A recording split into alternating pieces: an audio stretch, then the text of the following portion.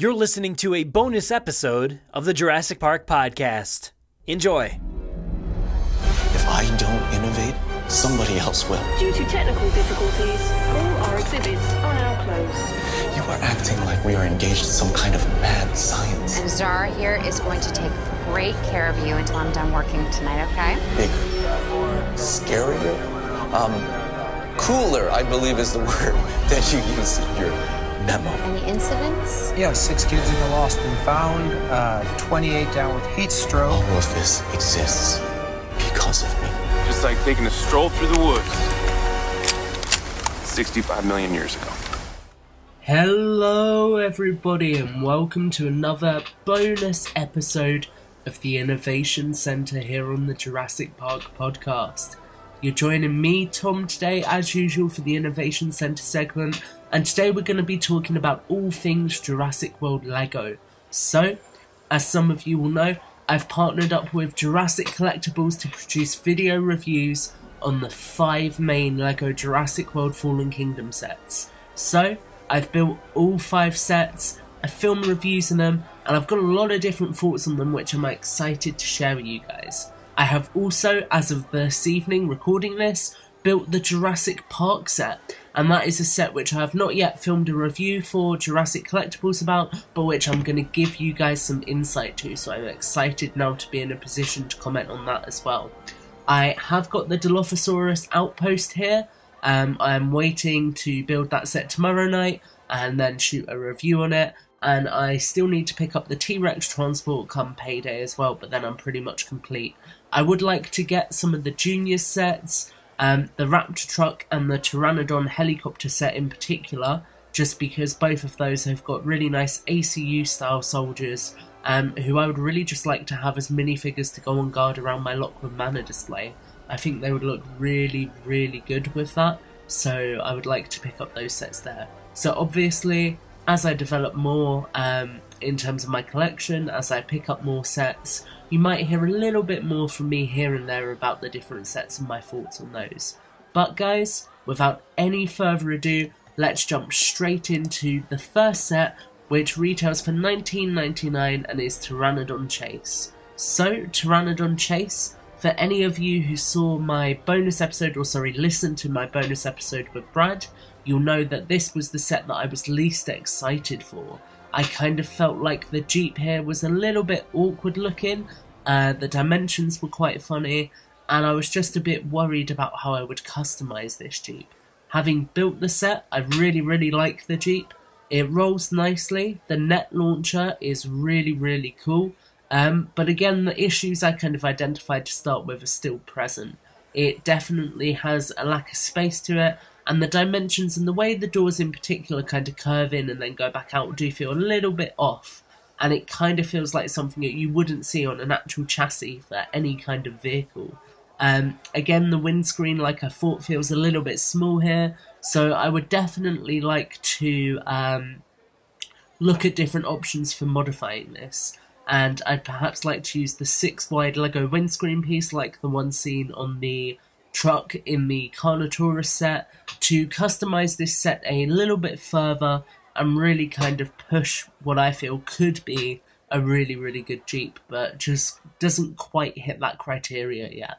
The net feature itself is nice, it works, and it actually has quite a kick to it. The first time I didn't set it up and I was a little bit underwhelmed because I hadn't done it properly, but when you do it properly, it does have a really nice kick to it, and it works nicely. I think, honestly, any children who are picking up this set are going to really love having a chunky Jeep that they can just drive around with something that shoots out of it. Yeah, I really like that, and I although I criticise it, the Jeep is nice. In terms of the minifigures, Owen here comes in an outfit that we see quite frequently across the rest of the set, so I'll touch on him here. The new hair, I don't feel really represents Chris Pratt that accurately. It's nice, it just doesn't feel spot on to Owen, but I do like the new face print a lot more than I thought I would. It actually looks really good, and I really like the squinting eye expression. It's very characteristic, it's very almost caricature-esque, and I like that. I like how it feels unique, and I like how it captures that kind of Lego vibe. Owen's torso is fantastic. I really like the level of detail in his cargo vest and the shirt here. Definitely feels like the amount of detail they're able to print into the vest now has gone up since the Jurassic World sets, although the leg prints do feel a little bit more faded compared to the Jurassic World sets, so that's something to keep in mind. I'm sure we'll see some people just swapping different components here and there to create some cool different looks for Owen Grady as he wears similar clothing, so that would be quite nice to see. One thing to note that is upsetting, this version of Owen doesn't have the knife print on his back, which is a shame. I actually really liked the knife print on the original version of Owen. I thought it was a really, really nice detail that they added in. So I kind of don't understand why it's not here, but you know, it is what it is. It's unfortunate, but we deal with it. The mercenary included is really, really nice. All the buckles and harnesses on the tactical costume feel really authentic. The knee pads are cool. It's a female minifigure with a double-sided face, which is really, really nice to get. And yeah, she just feels very rugged, very robust, very much part of that kind of mercenary, I suppose, group, which is exciting. And it makes me more excited for the Dilophosaurus set, where you get 3 mercenaries within that set, because they are cool figures to have. The Pteranodon here is fantastic. The colour scheme works really, really well. I really like this one, actually. It's probably my favourite Pteranodon. I've only got 2. I've only got this one and the Jurassic World one, but out of all the LEGO ones I've seen, I think this colour scheme definitely works best, and it merges really nicely. It has all the usual functionality, and articulation that you would expect, and yeah, it is just a nice piece, and I do really enjoy the fact that it's able to fit onto a bar piece as well. That is nice. So that's Pteranodon Chase, the cheapest set, 75926. Quite a cool set, I do enjoy it, just, you know, not a massive fan of that Jeep. Then 75927, Stygimoloch Breakout. This set retails for $34.99, and oh my god, I absolutely adore the Stygimoloch. It looks fantastic. The pieces here, mostly reused from the Dilophosaur and the Raptor, with a new head mould and also new arms, which were also used on the Carnotaurus. Looks fantastic. It's really, really nice to get one of the bone-headed dinosaurs as a LEGO character, and it gives me hope that in the future we could maybe see a Pachycephalosaurus. Oh, I proper choked after I said that word. Pachycephalosaurus, there we go. It would be really nice to kind of see, you know, another dinosaur from that family, but for now it's really nice to actually get Stiggy in a set. The way the head's achieved with the little horn pieces or tooth claw pieces, whatever you want to call them, plugging into the back is really, really nice, and it works really, really well. I really adore Stiggy here. Everything from the colour scheme to the articulation is on point and perfect. Another nice mercenary here. I really appreciate the beanie piece we get here for the mercenary. I don't know, when you picture private military contractors, mercenaries, those guys, you picture a lot more kind of laid back than your standard military who would have like hard hats. Or not hard hats, Tom, that's construction. What you're trying to say is Kevlar helmets. There we go. But yeah, they would kind of have like all that equipment, you know. So getting a character that feels a little bit more laid back is nice. And the generic black bearded head here is going to be really useful as well. Dr. Wu, I absolutely adore the fact that the torso print doesn't have a logo on the back this time. Makes it a lot more useful. His costume's actually really accurate. We've seen him in this grey blazer before, so it's fantastic. And although one face is the same as in the Jurassic World sets, the new squinting face is really, really nice. Now, the compound itself does take a lot of liberties from the Raptor Escape set, but it works really, really well. The gate is nice. It's a shame that there's no runner kind of blocking you from pulling the gate out altogether, but it still works well. The fencing components are really nice. I like the metallic stickers on top of them. And the actual laboratory section itself has small space but ample space to fit plenty of characters inside. A lot of the decal work on the interior is really, really nice. And that kind of lends itself to the set nicely. You have a dinosaur calendar, a brain scan of the Stygimoloch, and those stickers really help this set to shine. I really enjoy those components. So overall, for $34.99, a little bit on the steep side as many of the sets are, but this is definitely one of my favourites, and I think you get a really cool new dinosaur, some fantastic minifigures, and honestly, just a great structural piece to display some of your characters around as well. And then moving on from the Stygimoloch set, we then have the Blues Helicopter Pursuit set, which is set number 75928.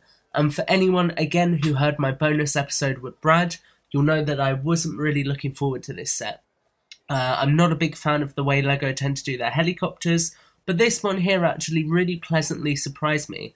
It's very, very robust, it's well built, it feels really like, I don't know, it just has a lot of really, really nice play features built into it. And those play features really go a long way to making this set feel a lot more fun than I thought it was going to.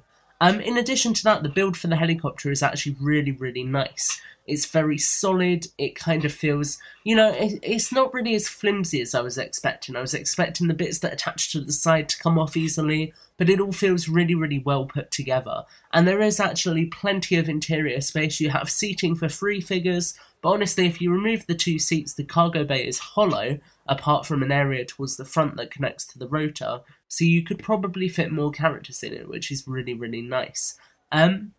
The cage itself, I was also surprised at how strong of a build Blue's cage here is for the number of pieces it uses. Since it doesn't use many pieces, I wasn't expecting it to be that rugged, but it actually is rather rugged, and that is really, really nice to see. It really helps to, I suppose, make it feel a lot more worthwhile and a lot more usable when it comes to creating scenes where the helicopter's lifting that up, so that is nice.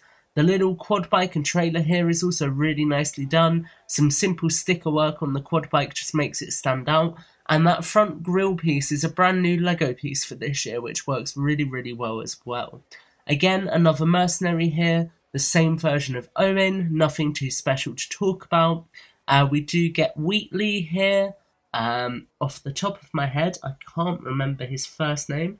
And I have a funny feeling, is it Ted? Or is it... No, it's Ted Levine who plays him. It's Ken Wheatley. So we do get Ken Wheatley here, and he's a nice figure. I like his face print, I like his torso print. It's very detailed and very accurate to what we've seen of him. Shame about no leg printing, but overall he's a good minifigure. And then, of course, it's in the namesake of the set itself, we do get Blue. Blue here, I'm not as much a fan of the colour scheme as I was the 2015 version of Blue, but she still looks really, really good. And actually, the more I kind of play with this toy and take photographs of it, the more I really, really like it, to be honest. I do think that colour scheme is slowly growing on me. And as always, LEGO have done a phenomenal job with that Velociraptor sculpt. Everything from the sickle claw to the jaws just works really, really well and feels really, really authentic, which is nice. I definitely think that LEGO have always been onto a winner with their Raptor mould, and while it is slightly overscaled, it just works really nicely, and honestly, if something fits and if it works, there's no need to change it, as good as it is. So yeah, I can absolutely get behind this Raptor mould. I really, really enjoy it. So that kind of sums up my thoughts on Blue's Helicopter Pursuit. I will say at $49.99 this set is overpriced. Wait for it to hit the $39.99 mark, then you're golden. Okay, then moving on, we have 75929, the Carnotaurus Gyrosphere Escape. This set is £60, and my god, the Carnotaurus is beautiful. I didn't think the reuse of the Indominus Rex body piece would work that well, but actually it works really nicely in the printing, the brand new head mould, everything comes together to create a really, really nice dinosaur. The gyrosphere here is nice, it has some new printing, and I really, really appreciate the cracked details that are added to the gyrosphere here. They help add character to it, they help make it feel aged, and that's a really, really, really good decision on LEGO's part. The gyrosphere station feels really nice, it's actually quite aesthetically pleasing, and the play feature that's built into the tree isn't that obtrusive to the overall aesthetical design, and that's always nice. I love when we get play features that are fun for kids, but for adult collectors don't detract from the aesthetics of the set, so that is really, really nice. And I really, really appreciate the graphics work that's gone into giving us that gyrosphere sign. That sign looks fantastic, and honestly, it really makes me want to build a full-size gyrosphere station, which was probably the intent of this set. I was pleasantly surprised with the trailer here. It goes on the truck. It has some storage built into it. It holds the gyrosphere really nicely, feels really rugged, which is good. And the truck itself is really, really nice. The build is incredibly similar to the veterinarian unit from Jurassic World. It is modelled on the same kind of truck, which is, I believe, a Mercedes Unimog, but it still works well. The turret area in the top works well with a figure kind of free hanging in that hold, and there's space in the back for the computer console and also numerous minifigures, and there is easy accessibility to that back compartment, which is nice. So this set I feel is nice build-wise. Minifigures, we get a unique version of Owen, and I absolutely love how he has his Henley shirt, which is all ripped up. I just wish he had had dual moulded sleeves to show that his sleeves are rolled up in the film. Claire looks fantastic here. Clearly her costume is a lot more hands-on than it was in Jurassic World, and it's great to see that replicated in Lego form. And Franklin is fantastic. He has an alternate face which is screaming, like the sequence with the baryonyx in that very first trailer, and I think actually it was the second trailer, I'm not entirely sure. But yes, anyway, he has that face that he makes when he's screaming about the baryonyx, and it's an incredibly emotive face. You get a lot of emotion from it, and it just again follows that beautiful Lego kind of caricature style, which I really, really like. So I was really happy to see that, and honestly it's been so much fun taking some wacky photographs of Franklin with that face. Carnotaurus Gyrosphere Escape, honestly for £60, it's one of the better priced sets in the line. I really recommend this one. You get a really cool dinosaur, you get some fantastic minifigures, and honestly guys, I think out of any of the bigger sets in this wave, this is definitely the one to save your pennies for and to go for. I really, really enjoy this set. Okay, and then the last set we need to look at is Indoraptor Rampage at Lockwood Estate. This is set number 75930, and it retails for £120. So the set itself is a very large building, the Indoraptor, Blue, and 6 minifigures. I'll start with the minifigures. Owen, the same as in other sets. Claire, the same as in other sets. Wheatley, the same as in other sets. Already very disappointing. Maisie is a really nice minifigure. She has a really nice torso print, looks fantastic. Gunnar Eversole, again, a really nice minifigure. Brand new torso print, which Lego didn't have to do. There's plenty of pre-existing suits out there, but they committed with his figure. Nice choice of hairpiece, and really nice facial print for Toby Jones. And then lastly, Mills uses the Lex Luthor head, which is a really generic Lego head. Disappointing. Really upset with Eli. He could have been so much better as a minifigure, but Lego just either didn't have the material, didn't have the money, to actually make a decent design for Eli, which is very unfortunate. Blue is also the same as the Blue Pursuit set, which is a shame. Although I expected it, I expected consistency across the sets, but again, unfortunately, it is that newer design, which, in my personal opinion, is slightly less accurate to the original design from the Jurassic World sets.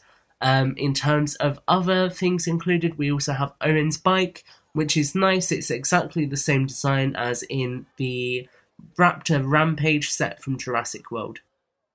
The Indoraptor I'm pleasantly surprised by. The printing is really, really nice. All of the articulation is fantastic. You can get some really, really cool poses out of this guy. And the printing looks great with the stripe going along both sides. He's actually a little bit smaller than I expected, which is great. And overall, I'm a lot more satisfied with this brand new mould than I was initially expecting.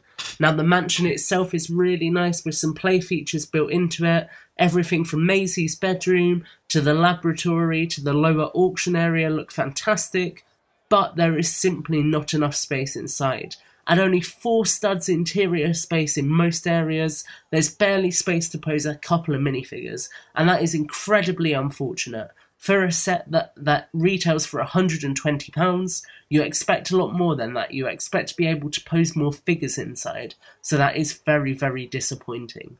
The set is gorgeous from the outside, looks phenomenal, the aesthetics here are wonderful, the designer did a really good job making it feel regal, royal, and suitable for a millionaire auctioneer, but unfortunately the interior really does let this set down. There are a couple of nice exceptions. On the lower floor, the walkway and museum areas do have some really nice graphical work. There's one with, I believe it's a Dimetrodon, and then another with a Lego Velociraptor kind of in printing, which looks really, really nice. And there is also a Ceratopsian skull build in this set, which looks really, really cool and compares really nicely actually to Lego's Triceratops. So those areas are nice, but unfortunately it's just not enough to make up for the lack of interior accessibility and play that you really, really want from a set like this. So guys, whilst I do really like the aesthetics of this set, if you can, wait for this one to go on sale. At the time of recording this is the only review that's gone live on Jurassic Collectibles YouTube channel. However, when you're listening to this, there may be more up, so make sure you go and check that channel out to see all of my video reviews. It's very hard to describe what I'm thinking just audibly, but if you actually see those reviews, the visual cues, you'll get a much better idea of kind of what I'm thinking. And then lastly, the Jurassic Park set. Really, really enjoy this set. There's a lot of nice components to it, and they come off a lot better than I initially expected. Sam, who is the designer, who we will hopefully be interviewing on the podcast, has done a fantastic job of capturing the key areas of that first film in the Visitor Centre. I imagine that he had to work towards creating a playset, so kind of interpreting that brief to create this was really, really well done. There's a lot of nice distinct nods to fans, and the graphics here are going to be really, really useful across the board for Jurassic Park fans, which is really, really reassuring. The minifigures, Ellie Sattler is spot on. Lex and Tim do unfortunately share a head, apart from the fact that Lex's printing has eyelashes added. They are exactly identical, which is a shame. But you know, it's not the end of the world. And Alan Grant looks fantastic. I wish he had had a little bit of leg printing, but again, that's not the end of the world. And I can appreciate it with the minifigures, it is very hard to get the budget right, especially when Ellie's figure went all out with dual moulded legs. Those are some of the most expensive components that Lego can use, so I can kind of see why sacrifices were made elsewhere. The Nedry graphic here with ha ha ha and a Lego Nedry is phenomenal. I really, really like that touch. The embryo area having the little Barbasol can, or at least a representation of one, was really, really nice. The kitchen having the ice cream, again, another really, really nice touch. And then the control room having the telephone, having the computer, having a map of Isla Nublar. It just speaks volumes of how much of a fan of Jurassic Park I guess Sam must be, which is fantastic to see. So I do really, really enjoy this set. It is a lot of money for it, £45, because it is very much kind of vignette style set. But at the end of the day, it is probably the only Jurassic Park Lego set we're ever going to see. So I do recommend picking it up if you do have the budget. So guys, that kind of brings to a close our look at all the Lego sets I've got so far. As I say, I've been having an absolute blast reviewing them over on the Jurassic Collectibles YouTube channel. If you have time, I highly recommend you check out my reviews there. They're a lot more in-depth than I'm kind of able to go into with just audio, as I say. Also, make sure you're checking out the Jurassic Park Podcast YouTube channel. Brad has been doing a fantastic job doing in-box reviews of Mattel products, and I'm sure there'll be some out-of-box reviews to come.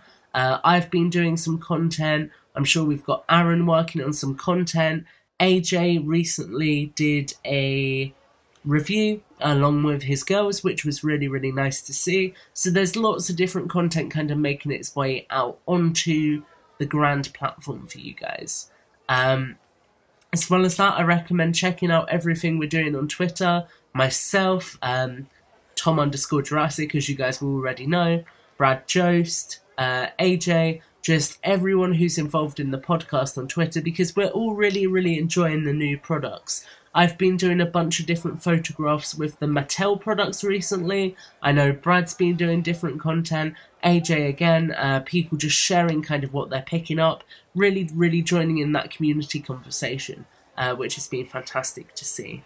And something I would like to end the podcast on is the fact that Luca recently let me know that Brazil is getting the Lego Jurassic World Fallen Kingdom sets, which is fantastic news. Luca is a massive Lego Jurassic Park fan over on Twitter, so it's great to hear that he's going to get access to the sets too. And it's also really reassuring to see at this time around the franchise is really getting out there, spreading its grip globally, and kind of grasping all of us as hard as it can, really. So guys, I'm going to leave you with a bit of a question that I would really like to see your answers to. You can tweet them to me, you can leave them on the podcast article for this, you can leave them on the YouTube video for this, and that is, what would your dream Jurassic Wave 2 of LEGO sets be? You can have Jurassic Park sets, Jurassic Park The Lost World sets, Jurassic Park 3 sets, Jurassic World sets, Jurassic World Fallen Kingdom sets, or any extended canonical material that you would like to include. So maybe you want a set based on Jurassic Park the video game. I'm really interested to see what you guys want. For me personally, the Mosasaur and the Baryonyx are on the top of my wants.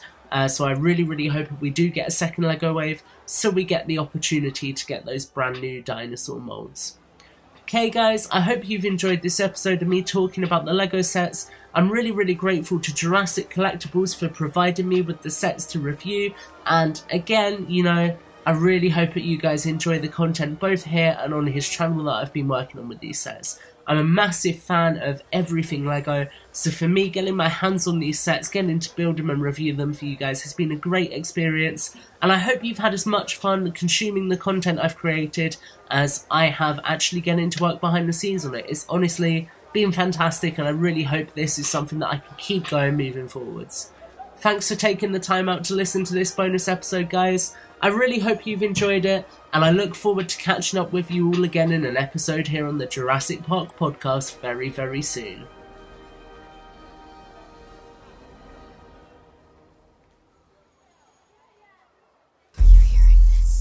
Make sure to visit JurassicParkPodcast.com to find all our past episodes, brand new news articles, information on how to contact us, and much more. It's a great source for everything related to the podcast, and of course Jurassic Park and Jurassic World. Head to JurassicParkPodcast.com and help us build a great community. Anybody hear that?